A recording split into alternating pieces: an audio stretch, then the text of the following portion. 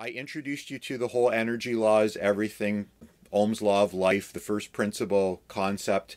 What, how long ago? 3 months ago? I think so, yeah. Let's say 3 months ago. You got it right away because you Yeah. are a gas technician, so you understand energy and you understand Ohm's law. And once you started applying it to a greater application, tell me how you felt about what you saw. What the energy law has done for me is that it is actually helped me realize that I've been lazy with some jobs. There's jobs that I've steered away from that I thought were too challenging.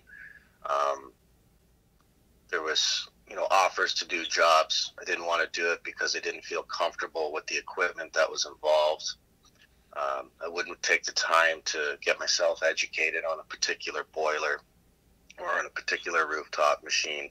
So I have learned that I do need to, stop coasting and use some energy to learn something new and, not actually be afraid of this new challenge, which has actually opened up more opportunities for me. Amazing. Yeah, it is. It's really good. It's amazing how doors open without you actually saying anything to, hey, I'm installing this type of unit now. The opportunities just seem to come on their own. It's fantastic. I do like that. It's actually helped me at home. I do more chores than I used to do. I find it no longer a burden or a challenge. I just rather just keep going and doing whatever it is that I can do. Just keep moving.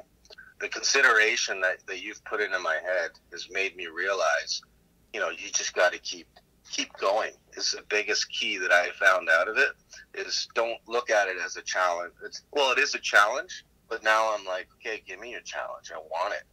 And if I fail, I fail. But if I get tired, so be it. But I'm going to keep going. I've got a smile on my face.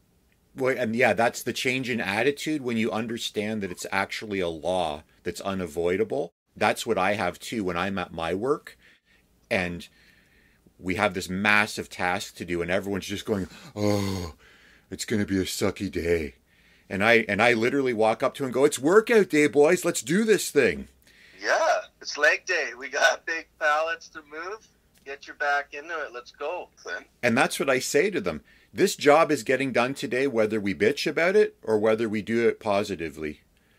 Current is constant, resistance increases, potential increases. You are forced to grow by forcing yourself to do this. If you can find the benefit in that, then it is life-changing. Mm-hmm. It is. It's not work anymore. It is life-changing.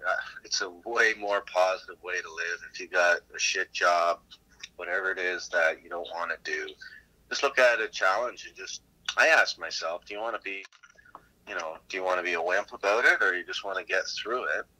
And you know what? If I can find a way to smile, anyone who's watching, they're going to see that. The guy's smiling. You can't knock this guy down, right? You can knock me down, but I'm right back up. You're not going to take, the thoughts that are in my head away. I'm going to be a positive guy because I've got lots to be happy about. And yeah, if you want something done, I'm going to do it. I'm here for the 8 hours, right? So let's get something done. I don't want to bitch about it.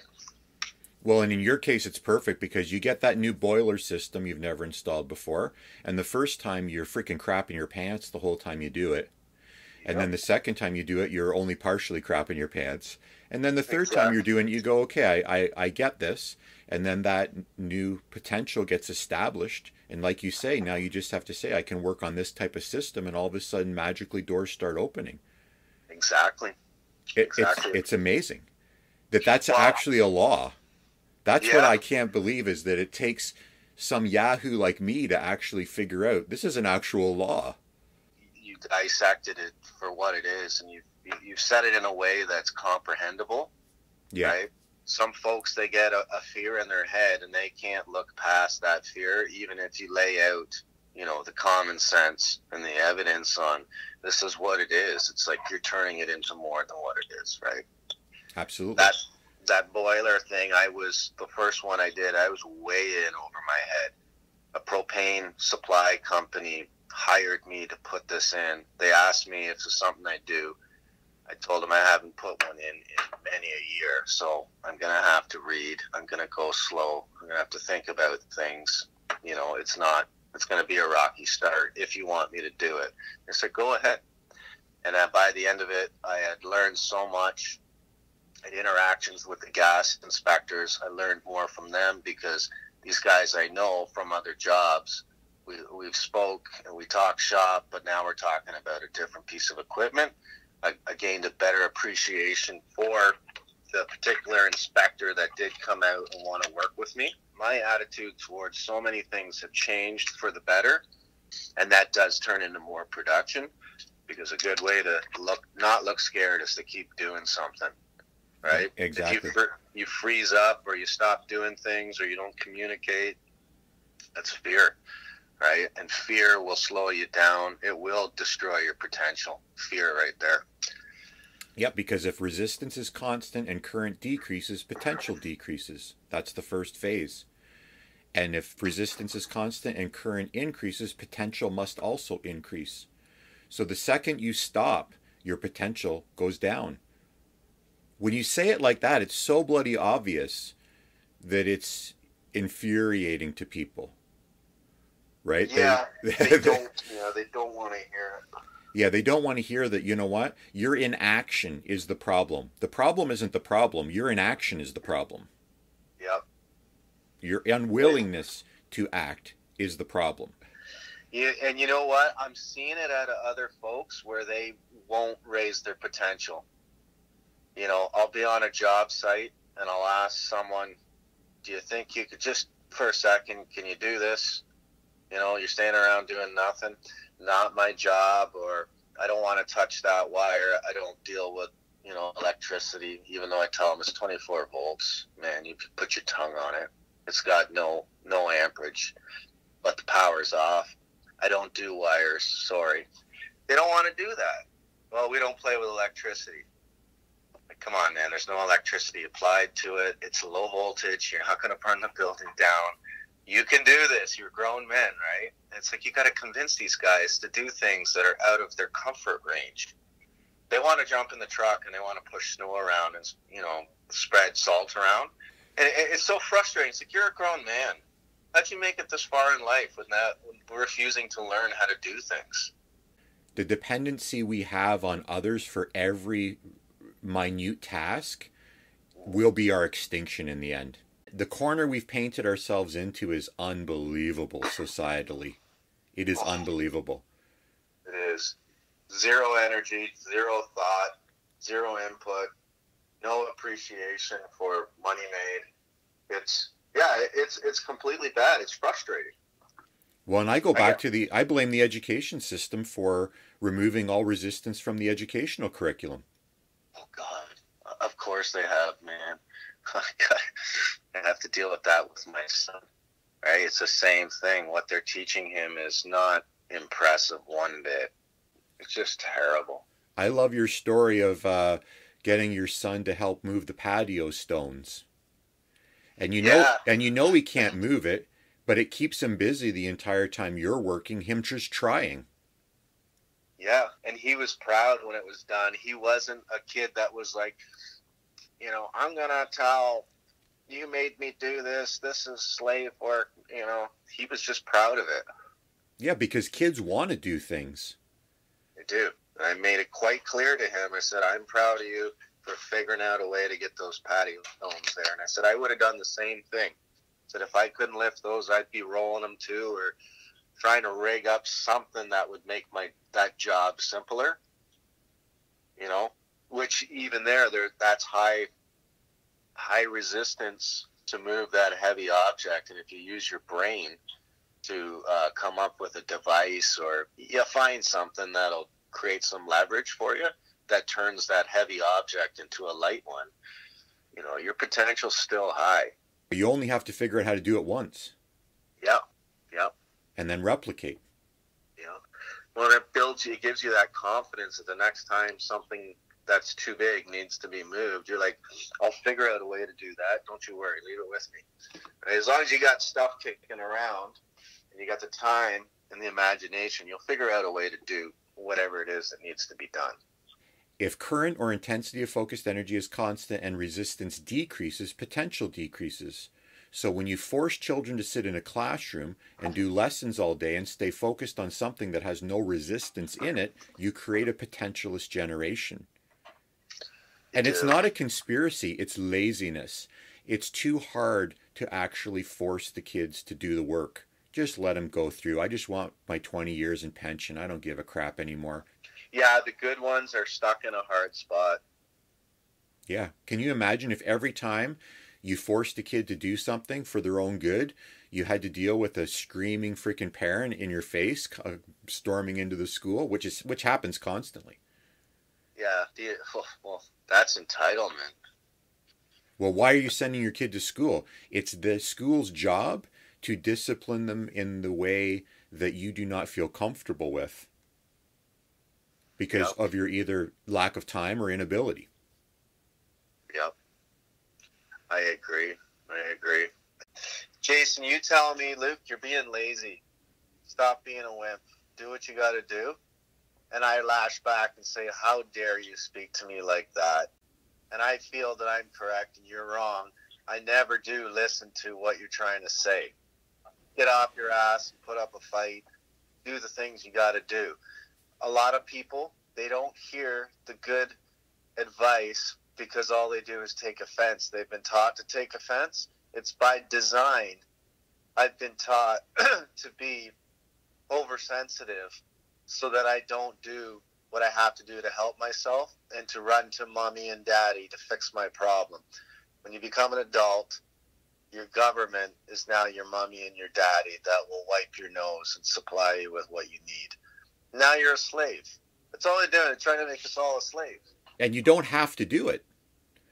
It's just the path of least resistance. They make it so easy to do it that's why you need to know what the actual law is and what you're obligated to overcome yourself, because they'll never force you to. The bottom line is you chose to do it. Take personal responsibility for your decision and do it as gracefully as possible because it was your choice. There is no slavery in this system. No. Anybody can leave any job they want at any time they want. And I fell into this pitfall where I used to think the trade has let me down. I used to think that way. It wasn't getting enough work. It wasn't well enough paying, customers. And I kind of beat up on myself. The trade let me down. I do good work. I work hard. I don't let anyone go without heat, and I'm not making the money that I need to support myself. Right? And then you change your attitude over the years, and I've forgotten, and then I talked to you. You reminded me of, potential and how I've atrophied. You said it without even saying it to me. Just from what you taught me, I figured it had gone downhill, and I've gotten weak, and I need to change that and pull out of that. But what happens is, it's like, even if that's your job, you feel shitty about it. It's not paying your bills properly. You feel like you're trapped. And this is my career and it's not working, right? It's disheartening. But once you start putting more energy into it and taking a better approach with a better attitude, it becomes easy. What used to be hard is now easy, and everything becomes easier and you're more happy for it. You carry it. It's a lighter load to carry than the thought of being, this is not working for me. I'm going to fail miserably. That's a heavy load. You need to get rid of that. And it'll just make your day-to-day life better. Well, and you've just nailed it, because if current is constant and resistance increases, potential must increase. But the instant that your potential is greater than the resistance you are overcoming, you shift gears to the potential phase.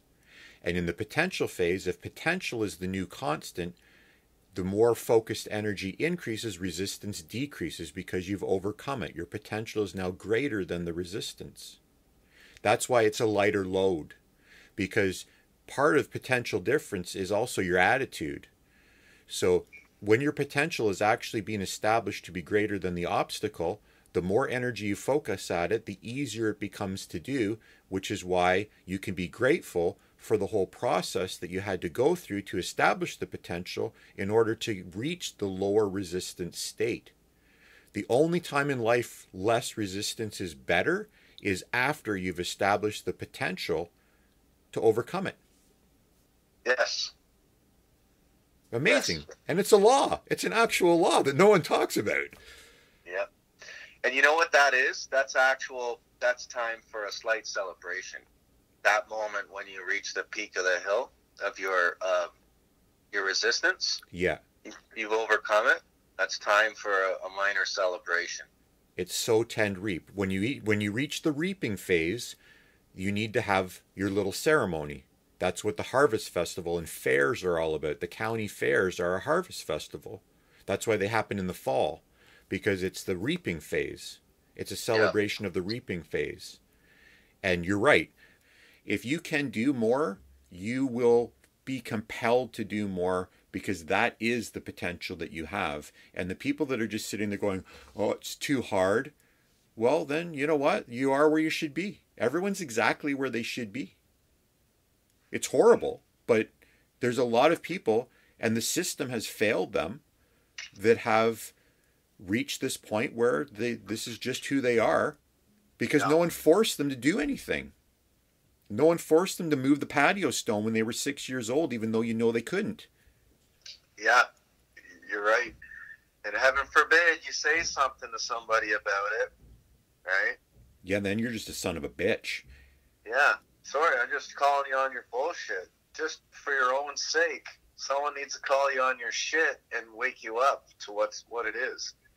You're not allowed to say that. Once you understand Ohm's Wheels of Life, as we've created for this program, once you understand where you are within it, you know when it is appropriate to put more energy in or celebrate the achievement, because you have to take that moment to actually acknowledge the achievement. Yes. Gratitude. That's called gratitude. Yeah. And what you're really being grateful for, even though you don't know it, is the fact that the law even exists. The law is the reason it's happening. You are the one that's obligated to do it, but every celebration you have at that moment of achievement should be a celebration of the law itself. And if the education system actually started teaching that, can you imagine what a different world we'd be living in if children were taught this right from the beginning? Oh, yeah. Indeed, for sure. For sure. Instead, they're being taught, don't put any energy in. You're a victim. So many things that are just disheartening and just don't, inspire any kind of effort at all. Right? These kids are impressionable. If you tell them something, they're going to live by it. So why not teach them something positive? Right? To be productive, not to be afraid. We call this the first principle because it is the foundation of everything. And it is criminal to me that we have an education system that refuses to teach the first actual real rule of existence. And it's because they don't know it yet. And this is going to take a few years, I think, for this whole program that I've been working on for 20 years now, for it to finally start taking root. And I think the place to start with that is homeschoolers. They're going to be more open to this.